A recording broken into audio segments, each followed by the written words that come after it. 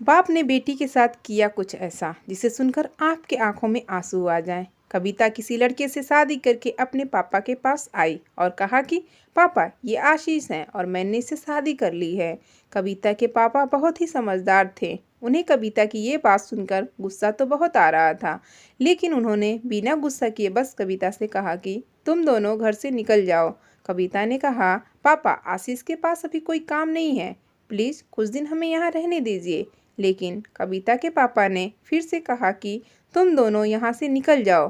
कुछ सालों बाद कविता के पापा की मौत हो गई। दुर्भाग्यवश आशीष ने भी कविता को छोड़ दिया था और कविता एक रेस्टोरेंट चलाकर अकेले ही अपने एक बेटे और बेटी का पालन पोषण कर रही थी। कविता के ताऊ ने उसे ये खबर दी कि अब उसके पिता नहीं रहे। कविता को ये खबर सुन बिल्कुल भी दुख नहीं हुआ।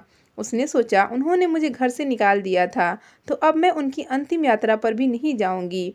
लेकिन कविता के ताऊ जी के समझाने के बाद वो पापा के अंतिम यात्रा पर जाने के लिए तैयार हो गई।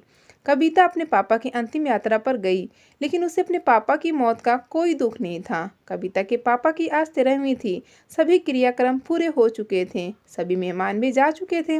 तभी ताऊ जी ने कविता को एक पत्र दिया और कहा कि ये तुम्हारे पापा ने मुझे तुम्हें देने को कहा था। कविता कमरे में गई और पत्र खोला। उसमें लिखा था, मेरी प्यारी गुड़िया, मुझे मालूम है तुम मुझसे बहुत नाराज़ हो। मैंने तुम्हें घर से बाहर निकाल दिया था। तुम दर दर की ठोकरें खा रही थी, तब भी मैंने तुम्हें नहीं बुलाया। लेकिन क्या कहूँ, उस वक्त मैं भी बहुत दुखी था। याद है जब तुम 5 साल की थी, तब तुम्हारी माँ हमें छोड़कर चली गई थी। तब से मैंने तुम्हें कभी तुम्हारी माँ की कमी महसूस नहीं होने दी। रात रात भर तुम्हारे लिए जागा, तुम्हारे स्कूल जाने पर पूरे दिन तुम्हारे स्कूल के गेट पर बैठा रहता। वो कच्चा पक्का खाना जब तुम्हें पसंद नहीं आता तो तुम्हारे लिए फिर से खाना बनाता ताकि तुम भूखी ना रहो। रात रात भर जाग तुम पढ़ाई करती तो रात भर जाग कर तुम्हें चाय बनाकर पिलाता। बड़े होने पर वो तुम्हारा छोटे कपड़े पहनना, शराब पीना, पार्टियों में जाना, इन सब चीज़ों में मैंने तुम्हारा साथ दिया। मेरे भी बड़े अरमान थे कि बेटी की मैं तुम्हारी शादी धूमधाम से करूं, लेकिन ऐसा नहीं हुआ। तुम्हारी वजह से मैंने कभी दूसरी शादी नहीं की, लेकिन तुमने अपनी ज़िंदगी का इतना बड़ा फैसला अकेले ही कर लिया। उसमें भी तुमने एक ऐसे लड़के से शादी कर ली जो फिर वासना और पैसों के लिए न जाने कितनी लड़कियों को ज़िंदगी बर्बाद कर चुका था।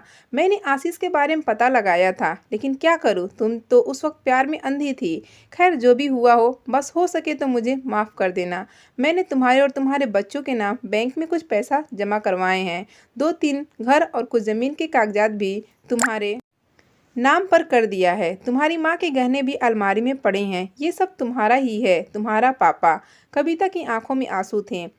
कविता ने सारी बात ताऊ जी को बताई। ताऊ जी ने कहा, कविता, जो पैसे मैंने तुम्हें घर और रेस्टोरेंट खोलने के लिए दिए थे, वो भी तुम्हारे पापा ने ही मुझसे दिलवाए थे। ये बात सुन तो जैसे अब कविता के दिल में एक तूफान सा उठ गया था।